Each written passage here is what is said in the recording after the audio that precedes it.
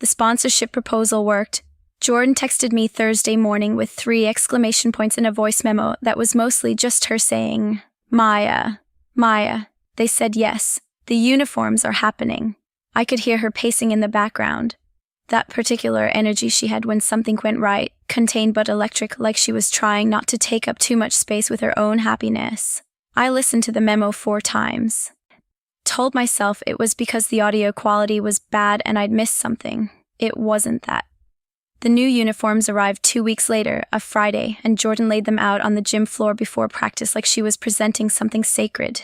Navy and gold, clean lines, the team name and typography I'd quietly suggested when she'd asked me to look over the design brief. She didn't know that part. I hadn't mentioned it to the vendor contact. When she saw the font, she went still for a moment. Then she looked at me across the room. I looked at the floor. These are perfect, Rebecca announced, holding hers up. I actually look athletic in this. That's never happened. The mood in the gym that evening was different, looser, warmer. People were laughing before drills even started. Priya kept spinning in her uniform like it might look different from another angle. Even Katie, who was usually quiet and focused, was grinning. Jordan ran a lighter practice than usual. More game simulation, less technical drilling. At one point, she stopped a scrimmage to demonstrate a defensive rotation, and the way she explained it, moving players gently into position, patient with confusion, building understanding piece by piece, made something in me ache with recognition. This was who she was now, not who she'd been. The distinction was getting harder and harder to hold onto as a shield. Afterward, a group of us ended up at a diner 2 blocks from the gym. Not a planned thing.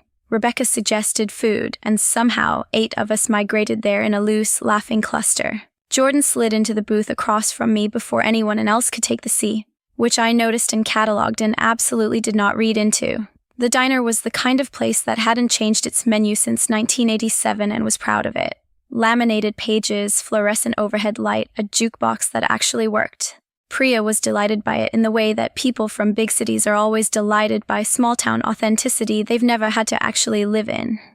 Okay, Rebecca said, stealing fries from Katie's plate. Team bonding question. Everyone has to answer. What's the most embarrassing thing that's ever happened to you in public? Groaning around the table, Jordan smiled but stayed quiet, turning her coffee cup in her hands. I'll start, Rebecca announced. I once waved back at someone in a grocery store for a full 30 seconds before realizing they were waving at someone behind me. I had to pretend I was reaching for something on the shelf. Laughter. Katie admitted to calling a teacher Mom in front of the entire class in 8th grade and then trying to leave the school. Priya's story involved a presentation, a wrong file, and approximately 300 colleagues seeing her desktop background, which apparently required no further explanation because her expression alone was enough. Jordan got pulled in. Fine. College. I was playing in a big tournament. Got a spike called out that I was positive was in, and I argued so hard the refs gave me a yellow card. She paused. Then they showed the replay on the big screen. It was out by a foot. No. More laughter. She was laughing too at herself, easy and unguarded. Maya? Rebecca was looking at me. Several stories cycled through my head. Safe ones, mild ones. I once submitted the wrong file to a client, I said. Instead of the final logo, I sent them a folder of reference images I'd collected, which included, for reasons I still can't fully explain, 17 photographs of birds. Birds? Jordan looked at me. I was going through a phase. What kind of phase involves 17 bird photos? The kind where you don't label your folders properly. I ate a fry. They were very confused. The client made bird sounds in the review meeting. It was a whole thing.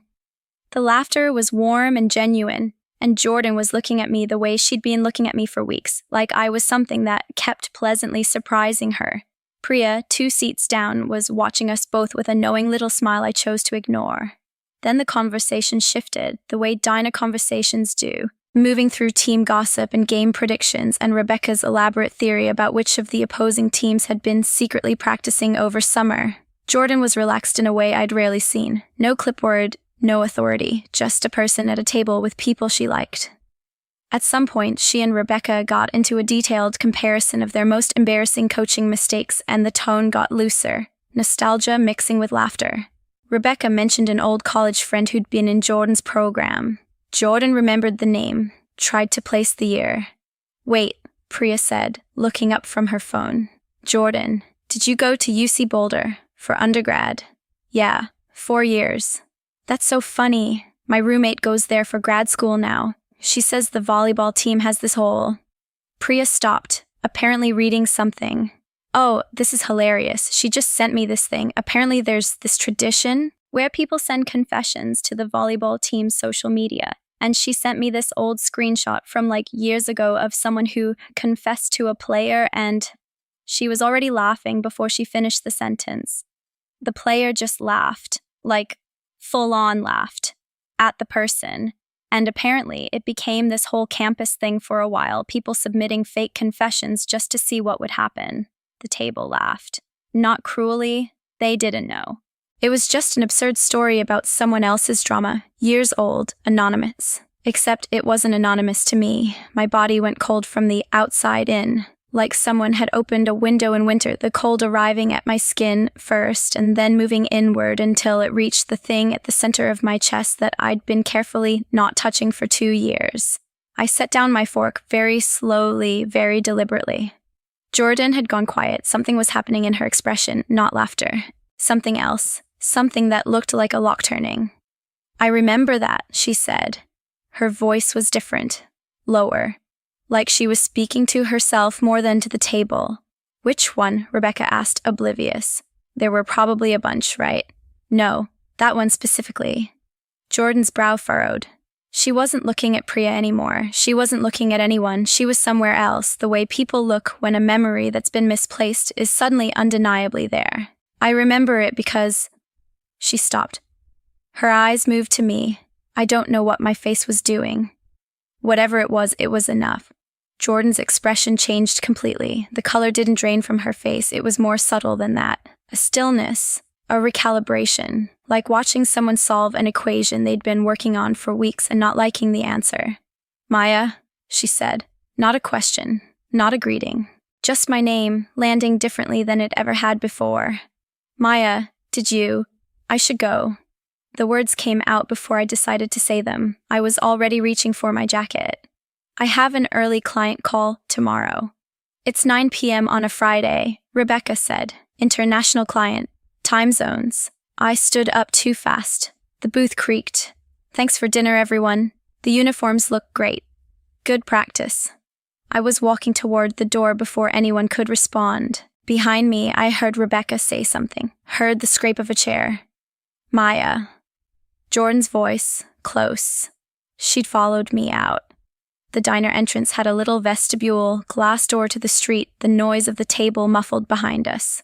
I stopped because there was nowhere else to go without actually leaving, and something told me running would make it worse.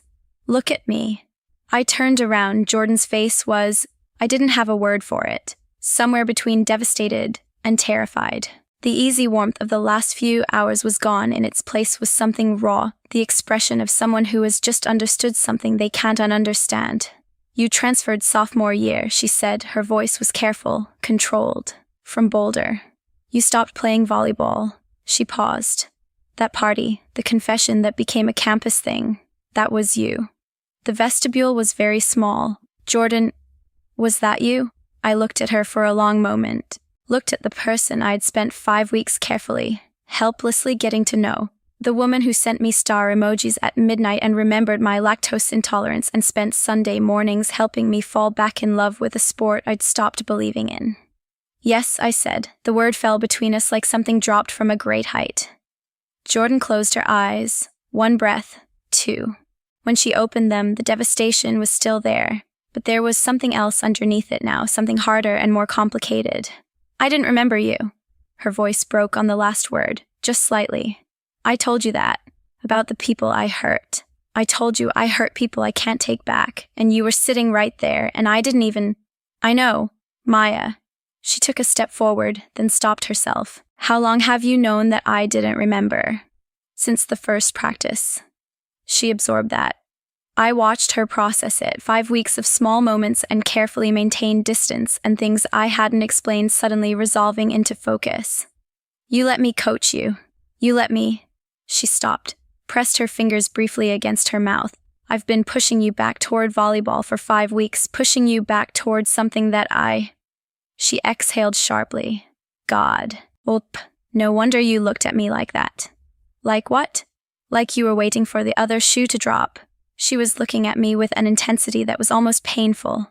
Every time I said something kind, every time I got too close. You were waiting for me to be who I used to be. I wasn't. You were right to. Her voice was low and uneven. I laughed at you. I don't remember it specifically, but I know I did, because that's who I was.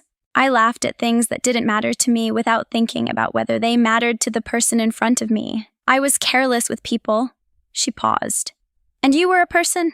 You were a person who... You came to me at a party and told me something real, and I laughed. The glass door behind me was cold.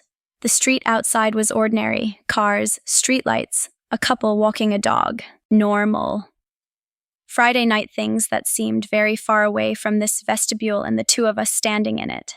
I was 22, I said. It was an absolution. I wasn't sure why I said it. That's not an excuse. No, but it's context. Something was shifting in me. Something I hadn't expected. The strange, uncomfortable relief of having it out in the open, of not carrying it alone anymore. I was also 20. I'd built everything around volleyball and around. I stopped.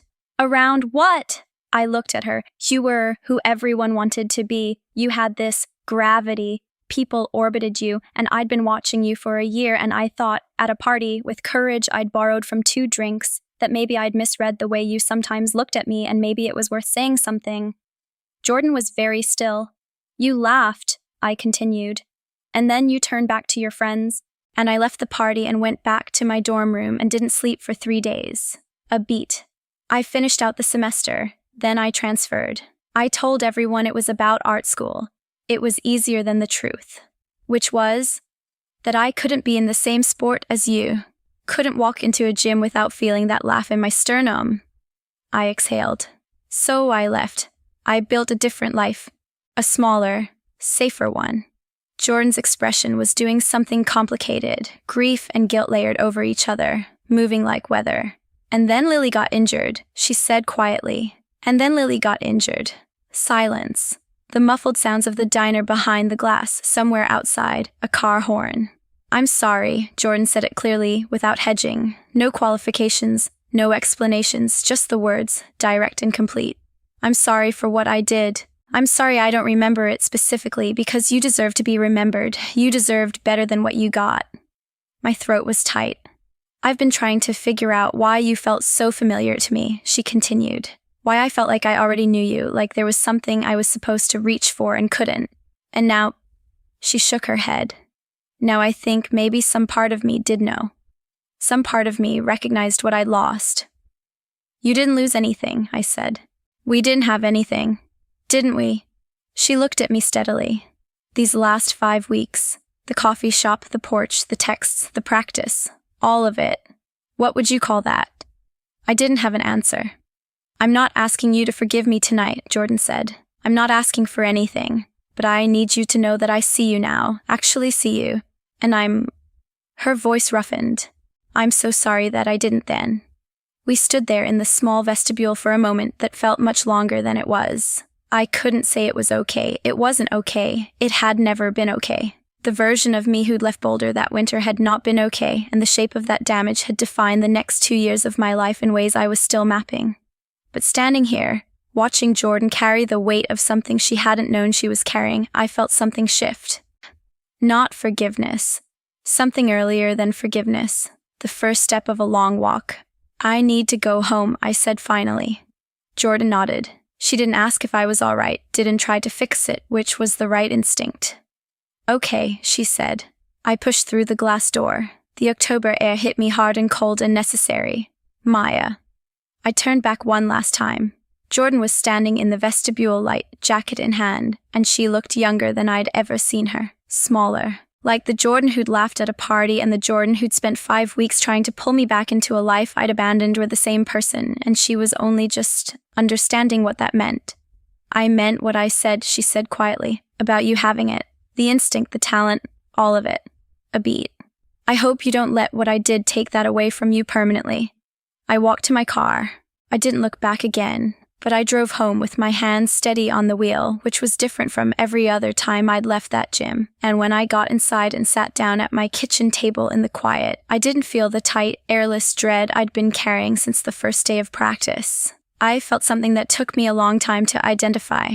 Lighter. I felt lighter, like something that had been sealed for 2 years had finally cracked open. Not broken, not destroyed, just open. Enough to breathe. I opened my sketchbook, turned past the pages of Jordan impressions I couldn't explain, found a blank one, and I didn't draw anything. I just sat with the blankness for a while, letting it be possible.